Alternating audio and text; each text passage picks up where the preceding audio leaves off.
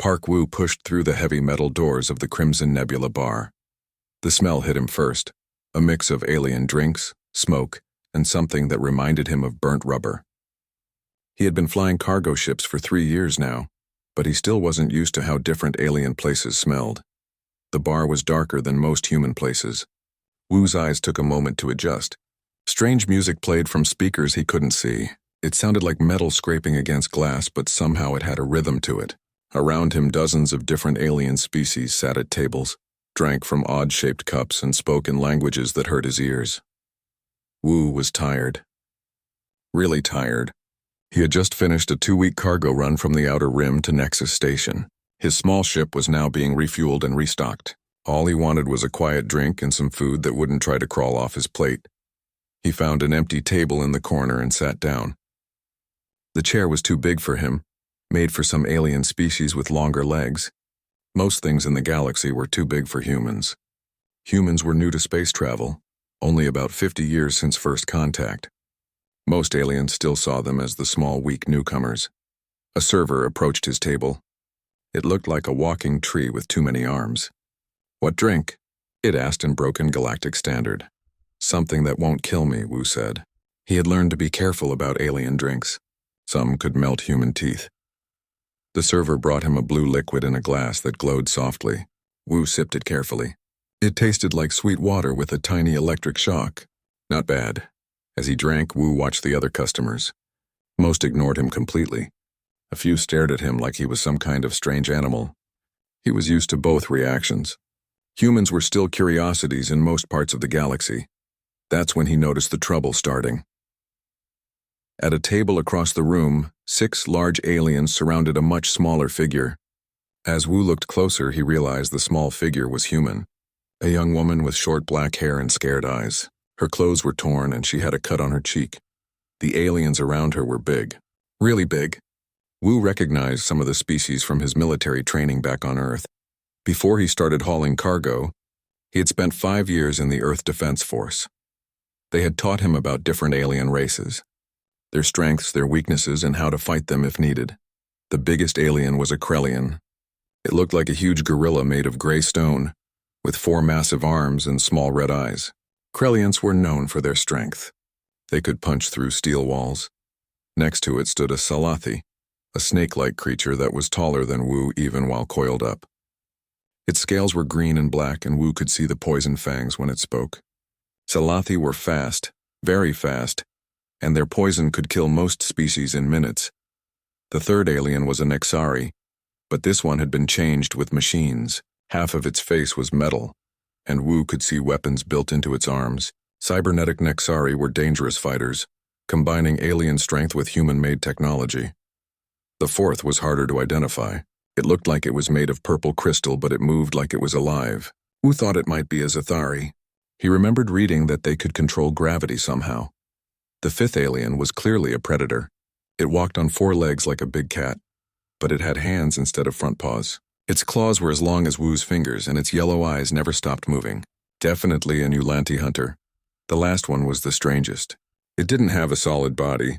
Instead, it looked like colored gas in the shape of a person. It floated a few inches off the ground and seemed to shimmer.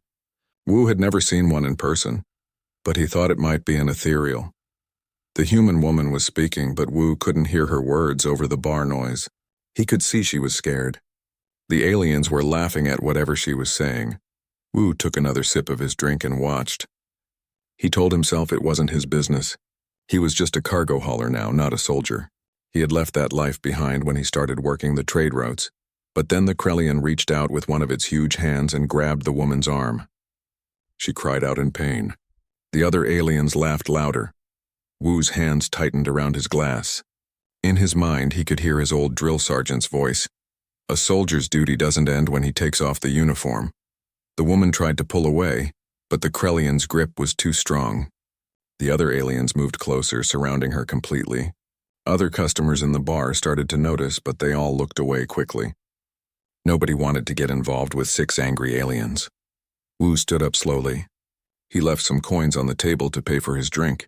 As he walked toward the group, he could hear what they were saying. "You pay now, little human," the Krellian was saying in rough galactic standard. Safe passage through our space costs money. I already told you, the woman said, trying to sound brave. I don't have that kind of money. I'm just a researcher. Then maybe we take something else, the Salathi hissed, its tongue flicked out, tasting the air near her face. My name is Li Min, the woman said, as if saying her name would somehow help. I'm carrying important research data. People are expecting me. The aliens laughed again. Nobody expects humans anywhere, the cybernetic Nexari said. You are new, weak, unimportant. Wu was close enough now to smell them. Each alien species had its own scent. The Krellian smelled like wet rocks. The Salathi smelled like old leather. The Nexari smelled like machine oil. He stopped a few feet away from their table. Excuse me, he said politely. All 6 aliens turned to look at him. So did Li Min. Her eyes were wide with fear, but also with a tiny bit of hope. Table is busy, small human, the Krellian growled. Go away. I think there's been a misunderstanding, Wu said, keeping his voice calm and steady. The lady doesn't want to give you money. Maybe you should find someone else to bother. The aliens stared at him for a moment. Then they all started laughing. It was not a nice sound. One little human wants to help another little human, the Ulanti said, showing its sharp teeth. How sweet. Wu looked at Li Min. She was young, maybe in her early 20s. Her eyes reminded him of his sister back on Earth. Let her go, he said simply. The laughter stopped. The Krellian stood up to its full height, nearly 8 feet tall. Its forearms flexed, showing muscles like steel cables. You want to make us? It asked. Wu finished the last sip of his drink and set the empty glass on a nearby table. Around them, the bar was getting quieter as other customers realized what was about to happen. If I have to, Wu said. The Krellian's laugh was like rocks grinding together. You hear that? It called out to the other aliens. Little human thinks he can fight us. The bar had gone almost completely quiet now. Wu could hear chairs scraping as other customers moved away from their table. Smart move, he thought. This was about to get messy. Last chance, human, the Salathi hissed. Walk away now or we hurt you very badly. Wu looked around the group of aliens. In his military training, they had called this a threat assessment. 6 enemies, all bigger and stronger than him. Most people would call it suicide. Wu called it Tuesday. Let the woman go first, he said. The cybernetic Nexari made a sound like electronic laughter. You don't understand, little man. We are warriors. You are just a human. Yeah, Wu said. I get that a lot. The Krellian released Li Min's arm and took a step toward Wu. We will break you slowly so others can watch. Let them see what happens to humans who don't know their place. Li Min stumbled backward, away from the aliens. Good, Wu thought. At least she would be out of the immediate danger zone. I know exactly what I am, Wu said, rolling his shoulders to loosen them up. The question is, do you know what you're dealing with? The Ulanti hunter laughed, a sound like a cat purring over a fresh kill. We know humans. Weak, soft, slow. Easy prey. Interesting theory, Wu said. Want to test it? The Krellian moved first. For something so big, it was surprisingly fast. One of its massive fists came swinging at Wu's head. If it had connected, it would have taken his head clean off. But Wu wasn't there anymore. He had dropped low and rolled to the side. The Krellian's punch smashed into the table where Wu had been standing, turning it into splinters and metal scraps. Before the Krellian could recover, Wu was back on his feet. He grabbed a piece of the broken table, a metal support rod about as long as his arm, and swung it hard at the alien's knee. The rod bent when it hit, but the Krellian roared in pain and stumbled. Its knee might be made of stone, but even stone could crack if you hit it right. The Salathi moved next, its snake-like body uncoiling as it struck at Wu with lightning speed. But Wu had expected this. Salathi were fast, but they were predictable. They always went for the neck first. Wu threw himself backward, and the alien's fangs missed his throat by inches. He could smell the poison dripping from them, a smell like rotting flowers. As the Salathi's head passed over him, Wu reached up and grabbed it behind the skull. Using the alien's own momentum, he swung its head down hard into the floor. The impact made a sound like a watermelon hitting concrete. The Nexari was already moving, the weapons in its arms coming online. Wu could see energy building up in the alien's cybernetic parts. This was the dangerous one, unpredictable because it was part machine. Red beams shot from the Nexari's arm weapons. Wu dove behind an overturned table just as the energy blast turned the air where he had been standing into crackling electricity. But Wu had been watching the bar carefully when he first came in. Old military habit, always know your environment. He had spotted the electrical junction box near the wall. Rolling out from behind the table, Wu threw the bent metal rod like a spear. It flew straight and true, smashing into the junction box. Sparks flew everywhere as the bar's electrical system went haywire. The Nixari's cybernetic parts started sparking and smoking. The alien screamed as its own weapons overloaded. It fell to its knees, electricity jumping across its metal parts. 3 down, 3 to go. The crystal alien, definitely a Zathari, raised its hands. Wu felt the gravity around him shift and change. Suddenly, he weighed twice as much as normal. His feet sank into the floor and every movement became difficult. But Wu had read about Zathari gravity manipulation.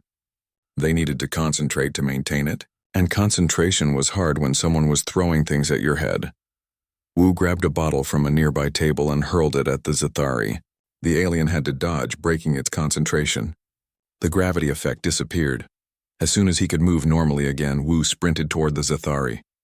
The alien tried to create another gravity field, but Wu was too close now. He tackled the crystal being around the waist. Zathari might be able to control gravity, but they were brittle. The alien hit the ground hard and several of its crystal parts cracked. It made a sound like breaking glass and stopped moving. The Ulanti hunter was circling now, trying to get behind Wu. These aliens were smart predators. They liked to attack from the back, going for the spine. Wu kept turning, never letting the Ulanti get behind him. The alien's claws scraped against the floor as it moved, leaving deep scratches in the metal. "You fight well for prey," the Ulanti said, its yellow eyes never leaving Wu's face. "But you smell of fear." "That's not fear," Wu said, picking up a broken chair leg. "That's sweat." "Big difference." The Ulanti pounced, moving faster than anything that big should be able to move. Its claws were aimed at Wu's chest, ready to tear him open. But Wu had been timing its movements. At the last second, he dropped to one knee and held up the chair leg. The Ulanti's own speed and weight drove it down onto the improvised spear. The alien howled in pain as the wood punched through its shoulder. It stumbled and fell, green blood pooling around it. That left the ethereal. The gas-like being had been floating back, watching the fight. Now it moved forward, its body starting to change color from blue to sickly yellow. "Toxic gas," Wu muttered. "Of course. Ethereals could turn poisonous when threatened." The yellow gas started spreading through the air. Wu could smell it, sweet at first, then burning. He held his breath and looked around desperately. He needed something to help him breathe, or he needed to get rid of the gas. Then he saw it. The bar's ventilation control panel was on the wall behind the ethereal. If he could reach it, he could turn the air circulation to maximum and blow the gas away. But he would have to go through the poisonous cloud to get there. Wu took off his shirt and wrapped it around his face. It wouldn't help much, but it was better than nothing. Then he ran straight at the ethereal. The gas burned his skin where it touched him. His eyes watered so badly he could barely see. But he kept running.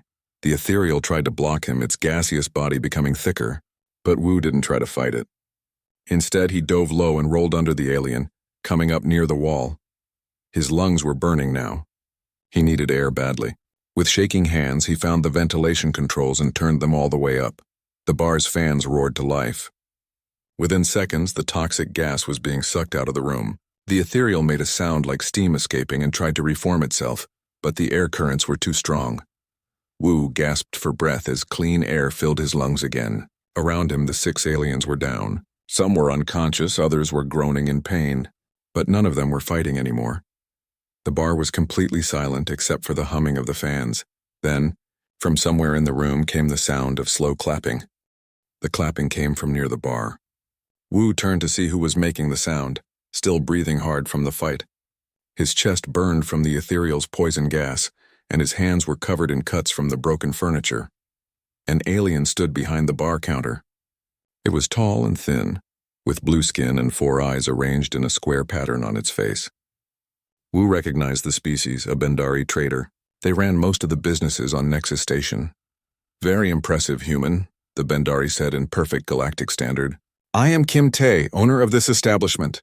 In 30 years of running bars, I have never seen anything quite like that." Wu looked around the destroyed room. Tables were broken, chairs were scattered everywhere, and there were scorch marks on the walls from the Nexari's weapons. "Sorry about the mess," he said. Kim Tae made a sound that might have been laughter. Are you apologizing? You just defeated 6 of the most dangerous thugs on this station. They have been causing trouble for months and nobody could stop them. Li Min appeared at Wu's side. She had been hiding behind an overturned table during the fight. Are you okay? She asked, looking at his injuries. I'll live, Wu said. He looked at the 6 aliens on the floor. The Krellian was still conscious but holding its damaged knee. The Salathi was making hissing sounds of pain. The others were either unconscious or too hurt to move. What about you? Did they hurt you badly? Just some bruises, Li Min said. Nothing serious. But I don't understand how you did that. Those aliens are all warriors from species known for fighting. How did one human beat all of them? Before Wu could answer, more aliens started entering the bar. Word of the fight had spread quickly through the station.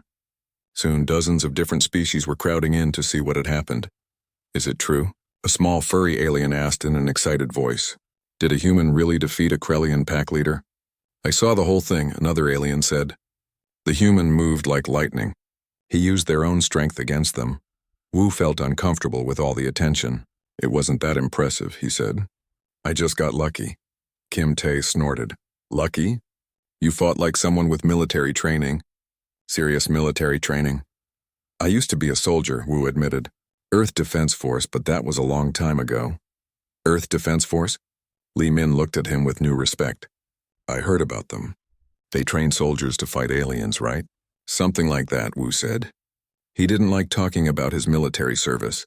Too many bad memories. More aliens were pressing into the bar now. Some were taking pictures with strange devices. Others were trying to get closer to see the defeated aliens on the floor.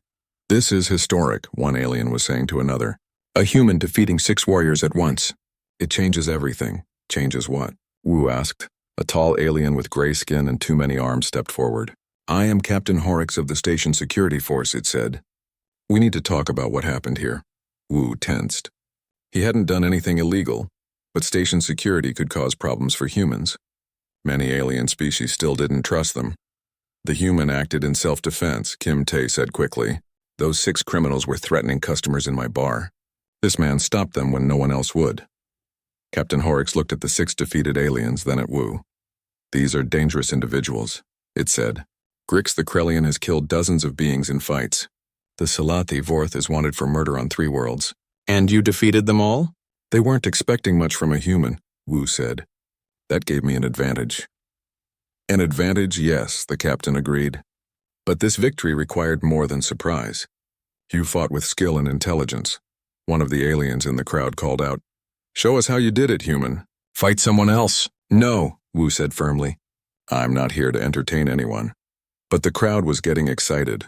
More aliens were pushing into the bar, and Wu could hear them talking in dozens of different languages.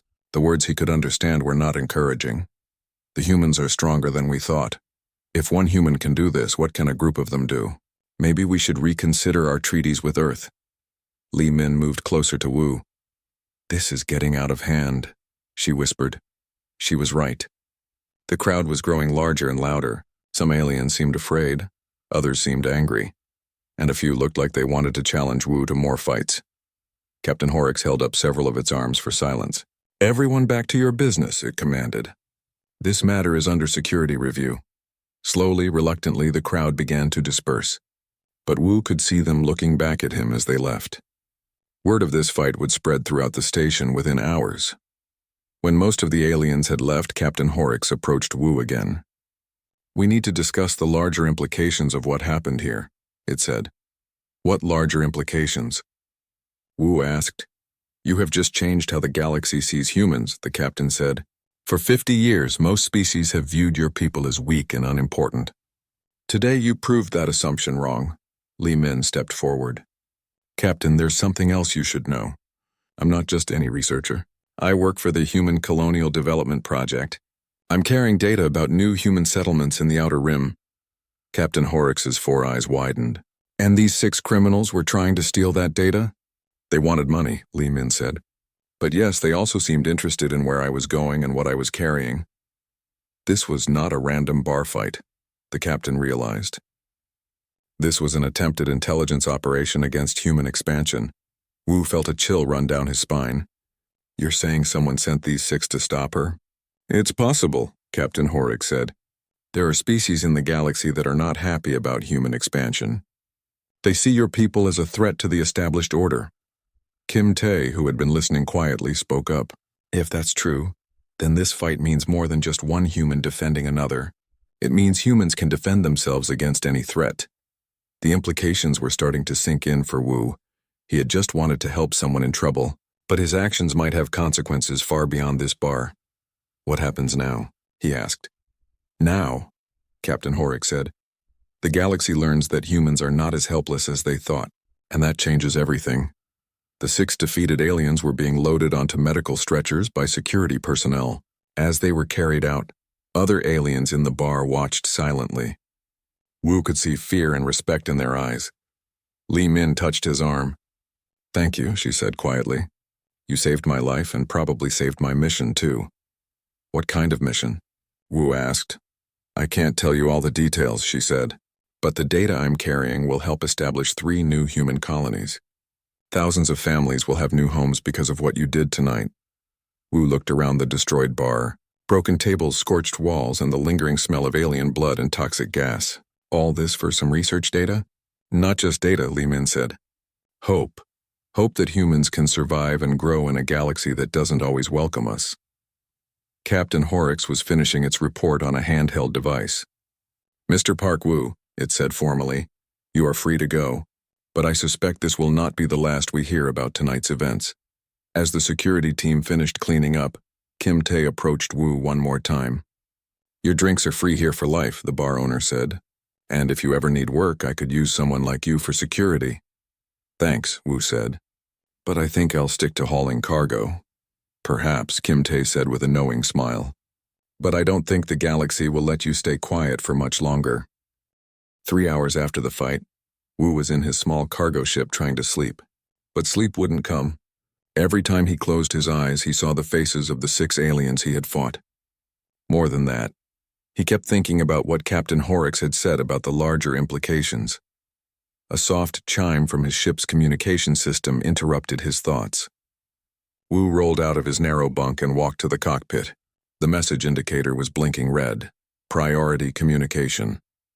He opened the channel and saw the face of his old commanding officer, Colonel Park Ji. The colonel looked older than Wu remembered, with more gray in her hair and new lines around her eyes. Wu, she said without any greeting. We need to talk now. Colonel, Wu said, straightening up automatically. Old habits. How did you know where to find me? The whole galaxy knows where to find you right now, Colonel Park said. That little bar fight of yours has been broadcast on every news network from here to the galactic core. Wu's stomach dropped. Broadcast? Security cameras, personal recording devices, live streaming. Take your pick. There are at least 50 different angles of you taking down those 6 aliens. The most popular video has been watched 3 billion times in the last 3 hours. 3 billion? Wu sat down heavily in his pilot's chair. The galactic news networks are calling it the fight that changed everything, Colonel Park continued. Earth's embassy on the capital world has been flooded with communication requests. Some species want to form alliances with us. Others are demanding we control our dangerous human warriors. Wu rubbed his forehead. Colonel, I just helped someone who was in trouble.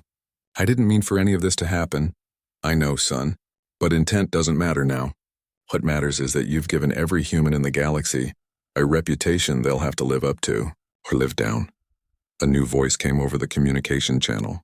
Mr. Park Wu? It was a woman's voice speaking with a formal accent. Who's this? Wu asked. Ambassador Sarah Chen, Human Diplomatic Corps. I'm currently at the Galactic Council headquarters dealing with the fallout from your performance. Fallout? 16 different species have filed formal complaints about human aggression. 12 others have requested immediate military cooperation agreements, and 3 species have declared humans a galactic threat level. Wu stared at the communication screen. All because of one bar fight? Not just any bar fight, Ambassador Chen said. You defeated representatives from 6 of the galaxy's most feared warrior species. In hand-to-hand combat, while protecting human interests. Do you understand what that looks like to alien governments? It looks like I got lucky? Colonel Park laughed, but it wasn't a happy sound. Wu, luck doesn't make you analyze 6 different alien fighting styles in real time. Luck doesn't make you use environmental factors to neutralize superior physical strength. What you did in that bar was a perfect demonstration of advanced military training. Which brings us to why we're calling, Ambassador Chen said. We need you to come to the capital world immediately. Why? Because you're going to testify before the Galactic Security Council about human military capabilities. Wu felt the blood drain from his face. I'm not testifying about anything. I'm a cargo hauler, not a diplomat. You became a diplomat the moment you threw that first punch, Ambassador Chen said. Whether you like it or not, you now represent humanity to the entire galaxy. A new message alert chimed on Wu's communication system. Then another. Then dozens more. His message queue was filling up faster than he could read. What's all that? Colonel Park asked. Wu scanned the messages quickly. Job offers. Hundreds of them. Security work, bodyguard positions, military contracts. He paused at one message. Someone wants to pay me 50 million credits to fight in gladiator matches. Don't even think about it, the colonel said firmly. I wasn't going to, Wu said. But 50 million credit. There's something else you need to know, Ambassador Chen interrupted. We've been monitoring alien military communications since your fight. Several species are mobilizing their fleets to attack Earth. Wu's hands moved automatically to his ship's weapon controls. We don't know yet. Some might be preparing for defense against what they see as a new human threat. Others might be planning to test human capabilities directly. This is insane, Wu said. It was just a bar fight. No, Colonel Park said seriously. It was a demonstration. You showed the galaxy that humans are not the weak, primitive species they thought we were. You showed them that one human, properly trained, can defeat multiple alien warriors. Another chime from the communication system. This one was different. A direct priority channel that only government officials could access. Mr. Park? A new voice, male and authoritative. This is Admiral Kim Sun, Earth Defense Command. I'm ordering you to report to Galactic Council headquarters immediately. Admiral, with respect, I'm not in the military anymore. As of 30 minutes ago, you've been reactivated. Colonel Park will transmit your orders. Wu looked at his old commanding officer's face on the screen. She nodded grimly. It's true, Wu, this is bigger than any of us expected. What exactly do you want me to do? Tell the truth, Ambassador Chen said. Explain that you're just one human with military training. Make it clear that Earth is not planning any aggressive actions. And if they don't believe me, then we have a problem, Admiral Kim said. Because right now, half the galaxy thinks humans are a military threat that needs to be stopped. The other half thinks we're potential allies worth courting. Either way, your fight has put Earth at the center of galactic politics. Wu closed his eyes and tried to think. When he had woken up this morning, his biggest concern was whether his cargo would be delivered on time. Now he was apparently responsible for interstellar relations. There's one more thing, Colonel Park said quietly. Intelligence reports suggest that those 6 aliens in the bar weren't working alone. Someone hired them to target Li Min specifically. Who? We don't know yet. But whoever it is, they wanted to stop human colonial expansion. Your fight didn't just save Li Min. It protected the location data for 3 new human settlements. So this really was bigger than a random bar fight, Wu said. Much bigger, and it's about to get bigger still. Admiral Kim's voice became formal. Mr. Park Wu, you are hereby ordered to proceed to Galactic Council headquarters for diplomatic testimony. Your ship will be escorted by 2 Earth Defense Force cruisers. Cruisers? Wu looked out his cockpit window. Sure enough, 2 massive human warships were approaching his position. He hadn't even heard them coming. The galaxy is watching Earth's response to this situation very carefully, Ambassador Chen explained. We need to show them that we take diplomatic solutions seriously, but we also need to show them that we can protect our people. Colonel Park leaned forward on the screen. Wu, I know this isn't what you signed up for when you left the military, but right now you might be the most important human in the galaxy. How you handle the next few days could determine whether humanity has a peaceful future in space or whether we're going to be fighting for our survival. Wu looked at his hands. They were still cut and bruised from the fight. In a few hours, he had gone from anonymous cargo hauler to galactic celebrity to reluctant diplomat. When do we leave? He asked. Now, Admiral Kim said. The Galactic Council has called an emergency session. They want to hear from you within 48 hours. As Wu began preparing his ship for the journey, one thought kept running through his mind. He had just wanted to help someone in trouble. How had that turned into this? Outside his window, the two escort cruisers moved into formation. Their weapons were powered down, but their message was clear. Earth was taking this situation seriously, very seriously indeed. The Galactic Council chambers were bigger than any building Wu had ever seen. The ceiling disappeared into darkness above, and the circular floor could have held 1,000 people. Representatives from hundreds of alien species sat in curved rows that rose up like the inside of a massive bowl. Wu stood at the center of it all, feeling very small and very human. "State your name for the record," said the council speaker, an ancient alien that looked like a walking tree made of metal. Park Wu, formerly of the Earth Defense Force, currently an independent cargo hauler. "And you are the human who single-handedly defeated 6 alien warriors in what the media is calling the Nexus Station incident?" "Yes, sir." Wu had been coached by Ambassador Chen on how to address the council, but he still felt out of place. A murmur ran through the assembled aliens. Some sounds were impressed, others were angry, and a few sounded afraid. "Explain to this council how one human defeated 6 trained warriors," demanded a representative from the Krellian Empire. The alien was even bigger than Grix had been, with 8 arms instead of 4. Wu took a deep breath. "I used their overconfidence against them. They didn't expect much from a human, so they didn't fight carefully. I also used my knowledge of their species' weaknesses." "Knowledge?" The speaker leaned forward. "What kind of knowledge?" "Military training. Before I became a cargo hauler, I spent 5 years in Earth's Defense Force. We studied alien species in case we ever had to fight them." More murmurs from the crowd. Wu could see some aliens looking worried. A representative from the Salathi world stood up. It was similar to Vorth, but bigger and with more elaborate patterns on its scales. "Are you saying that Earth trained soldiers specifically to kill aliens?" "No," Wu said firmly.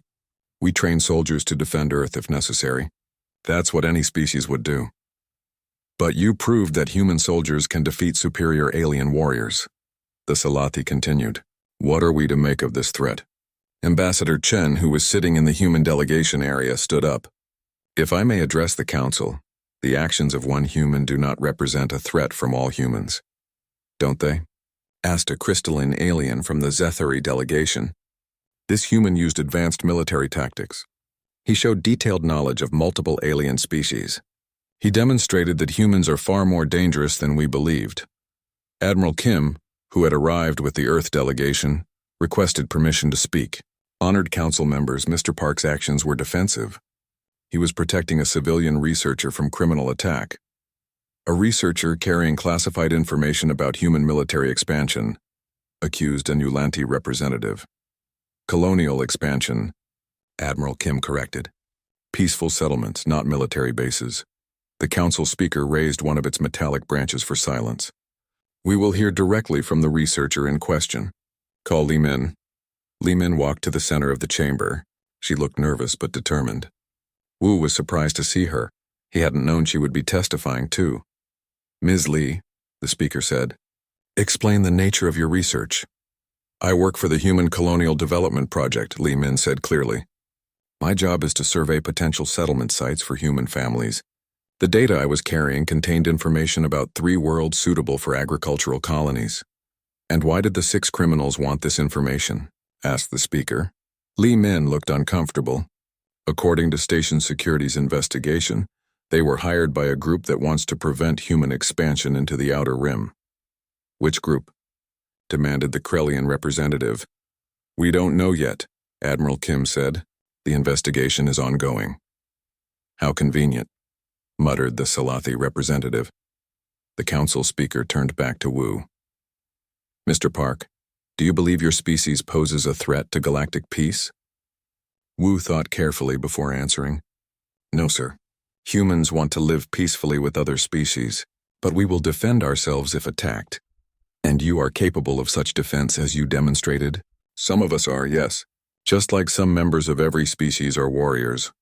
An alien from a species Wu didn't recognize stood up. It had blue fur and large black eyes. "But humans are a young species.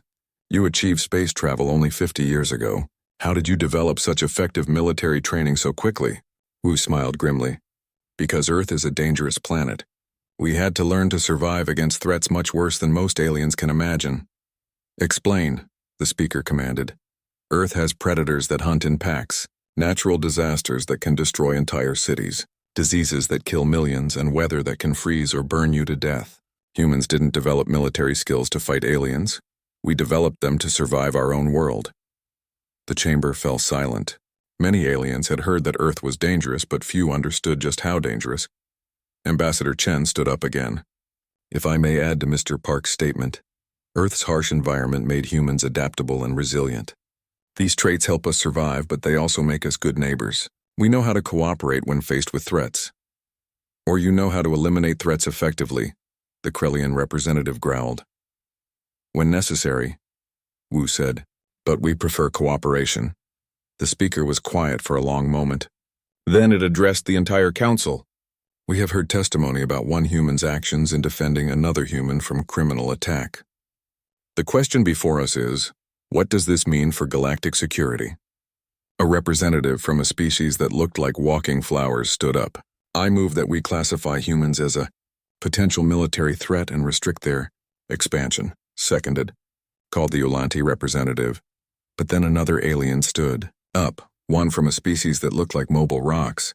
I disagree. The human showed restraint. He could have killed all 6 attackers, but he chose to disable them instead. This shows wisdom, not aggression. I agree, said another voice. It was an alien that Wu recognized as a Takari, a peaceful trading species. Humans have been good neighbors for 50 years. One defensive action should not change our relationship with them. The debate continued for hours. Some species wanted restrictions on human expansion. Others wanted to form closer alliances with Earth. A few suggested that humans should be invited to join the Galactic Defense Force. Finally, the speaker called for order. The council will vote on 3 proposals. First, restricting human expansion. Second, maintaining current relationships with humanity. Third, inviting humanity to join the Galactic Defense Force as a full member. The voting took place electronically, with results displayed on a massive screen above the chamber. Wu watched nervously as the numbers changed. The first proposal, restricting humans, failed by a wide margin. Most species were not willing to punish humanity for one defensive action. The second proposal, maintaining current relationships, received more support, but not enough to pass. The third proposal, inviting humans to join the Galactic Defense Force, passed by a narrow margin. The speaker announced the results. By majority vote, this council invites humanity to join the Galactic Defense Force as a full member species, with all rights and responsibilities thereof. The chamber erupted in noise. Some aliens cheered, others protested, and many seemed shocked by the result. Ambassador Chen looked stunned. Admiral Kim was already speaking rapidly into a communication device, probably reporting to Earth. The speaker raised its branches for silence again. Mr. Park Wu, your actions have led to humanity's acceptance as a full member of galactic civilization. Do you have any comment? Wu looked around the vast chamber at hundreds of alien faces watching him. 3 days ago, he had been hauling cargo and minding his own business. Now he was apparently responsible for changing humanity's place in the galaxy. I just helped someone who needed help, he said simply. If that's what it takes to be part of galactic civilization, then I'm proud to be human. 6 months later, Wu was back on Nexus Station. But this time he wasn't hauling cargo. He was wearing the uniform of the Galactic Defense Force, with the rank of Lieutenant Commander. The Crimson Nebula bar had been rebuilt and expanded. Kim Tae had put up a plaque on the wall where the fight had taken place. It read, "On this spot, humanity proved its worth to the galaxy." Li Min was there too, celebrating the successful establishment of the 3 new human colonies. The research data that the 6 criminals had tried to steal was now helping thousands of human families start new lives on distant worlds. Do you ever regret it? She asked Wu as they sat at a table near the famous plaque. Regret what? Getting involved. Your life completely changed because you decided to help a stranger. Wu thought about it. His quiet life as a cargo hauler was gone forever. Now he was a public figure, a symbol of human potential and a member of the galaxy's most elite military force. Sometimes he missed the simplicity of his old life. But then he thought about the 3 new human colonies. the improved relationships between Earth and dozens of alien species, and the knowledge that humans were now accepted as equals in galactic civilization. "No," he said finally, "I don't regret it. Sometimes doing the right thing has consequences you never expected, but that doesn't make it less right." Kim Tae approached their table carrying a bottle of that blue glowing drink Wu had been drinking the night of the fight. "On the house," the bar owner said, "for the human who changed everything." As Wu raised his glass, he reflected on how one moment,